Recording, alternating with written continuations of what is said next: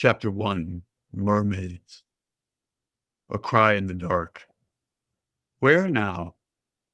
Towards me, a little voice whispers. The whisper is more discernible than the cry. Snapping branches in the corner. I race forward a bit with slightly too large steps, but not quite jogging. I'm coming, I shout whisper. I have to stop momentarily to make sure I'm hearing the instruction correctly. Keep pushing the California grass. I almost have you. There she is. My mom had gone ahead a bit to pave a path and ensure it was safe. Hi, darling. Mom used that term for us kids and most of her closest friends, males and females alike. My imagination had gotten the better of me and my heart had been racing, paving a path through the mountain after dark. It was comforting as she reached out her arm and pulled me into her shoulder. It was a space I was almost beginning to grow out of.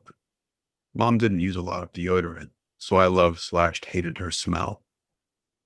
I could sense her mood, her diet, and even if she'd been to the beach recently just from her scent, aside from the obvious interpretation of her shower schedule. Mom said all of us kids were naturally good at reading energy and being sensitive. At first, I didn't know what she meant. I was just me. I thought her comment about us being good at it was just her inflated sense of self, since she basically acted like sensitivity was a god. I figured she was like any parent, wanting her kids to be best at whatever it was they themselves cared most about. But after watching other folks and seeing my little siblings, who, like me, had what Mom said was the line of the natural in our energy charts, I was starting to believe in our special gifts to feel life. But definitely still a mix of both. Mom's ego for sure. It was springtime and the California grass was tall from all the extra rain and sunshine.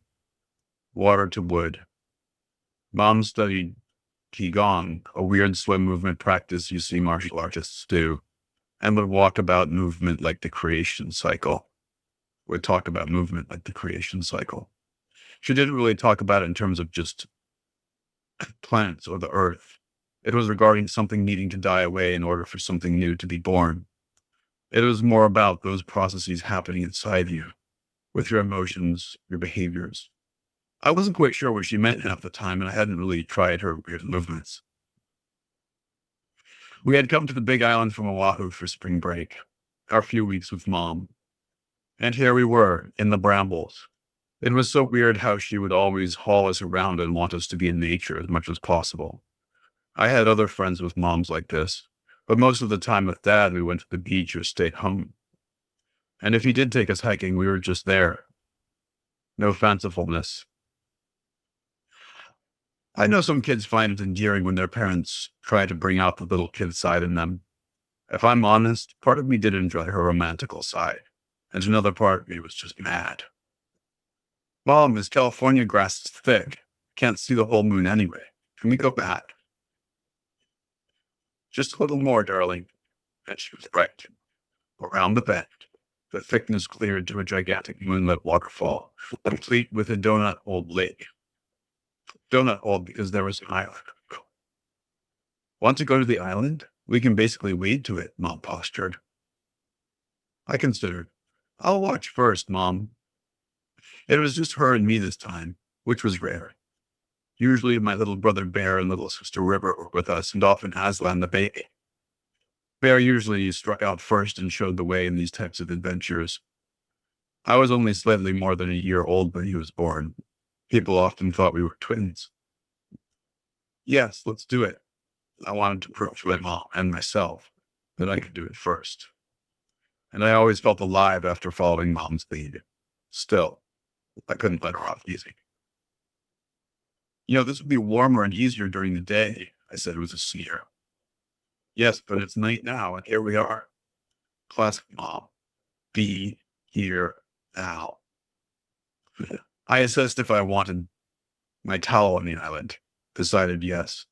So I put my pack above my head. Mom, what if I fall? What about my phone? Mom had made an exception and let me bring my device, as she called it, to map constellations if the skies were clear. You tell me. You want me to hold it? I guess I got it. I trusted myself more as I found my footing on the rocks. The water hurried around my midsection as I held my bag on my head. I felt like an adventurer in the movies. It was fun, but I was still nervous. Just breathe, another favorite line of Mom's, but this time it echoed in my mind. Finally, after the water hit up between my chin and my chest bone, I felt the wet stones coming closer to my feet and made my way to the mini beach facing the waterfall. Wow, I was sure glad for the towel. I'm going to swim a little under the falls if you care to join. Mom always tried to inform me of her next move due to my nature as a human design manifester. She tried to use informing instead of asking a lot of questions that did tend to spin my head around too much.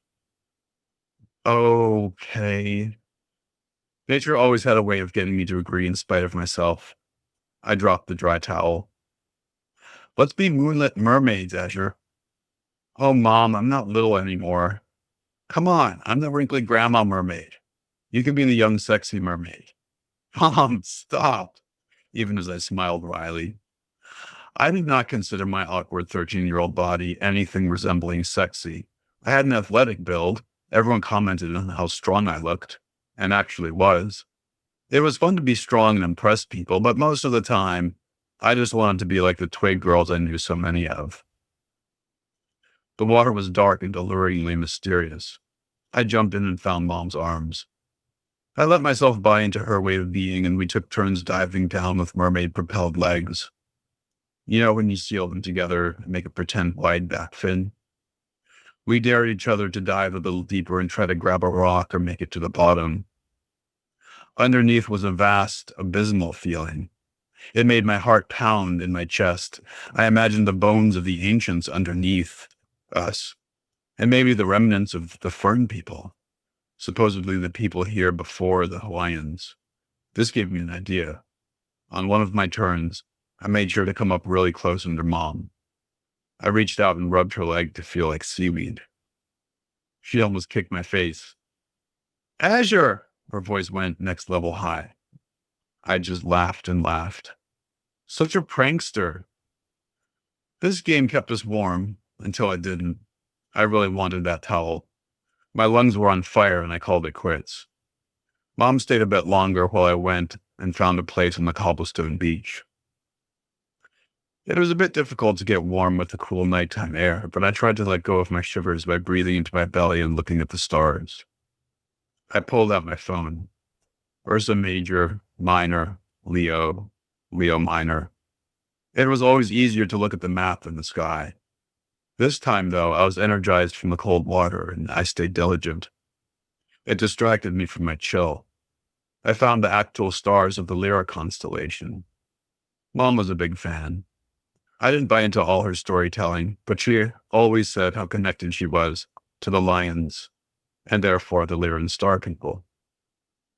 My favorite big cat was either the white tiger or the leopard. I was kind of like that, loner type.